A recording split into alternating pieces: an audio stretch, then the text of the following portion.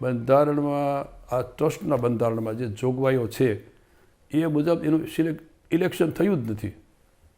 એ તો એ જાણે છે કે ખોટું થયું છે અને એના અનુસંધાને અત્યારે જે અજીતભાઈ અને વિરેન્દ્ર કશ્યપ જે પ્રમુખ તરીકે પોતાને કેવડાવે છે એમને કોર્ટે નોટિસો પણ આપી છે કે ભાઈ આ અત્યારે તમે આ કરી શકો નહીં.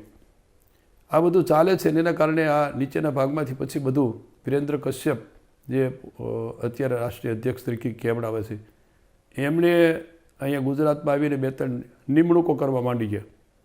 કોઈને પ્રદેશના અધ્યક્ષ બનાવ્યા, પણ પ્રદેશના અધ્યક્ષ તરીકે તો અમે જ્યાં સુધી કોર્ટમાં છે ત્યાં સુધી અમે કાર્યકારી અધ્યક્ષ તરીકે પ્રદેશના કાર્યકારી અધ્યક્ષ તરીકે ચંદ્રવદન પીઠાવાલા છે અને રાષ્ટ્રીય અધ્યક્ષ તરીકે કાર્યકારી અધ્યક્ષ તરીકે હજી એમના મારું નામ છે જ્યાં સુધી કોર્ટમાંથી નિર્ણય ન આવે ત્યાં સુધી. એટલે આના અનુસંધાને આ બધો થોડો વિવાદ ચાલે છે. એટલે આપણે 2 વખત કહ્યું કે તમે આ ખોટો ક્યાંક સમાજમાં વિવાદ થાય અને એને કારણે સમાજમાં અસંતોષ ઊભો થાય. એટલે આપણે જે ખરેખર રાષ્ટ્રીય બંધારણની જોગવાઈ મુજબ આપણે ચૂંટણીઓ કરીએ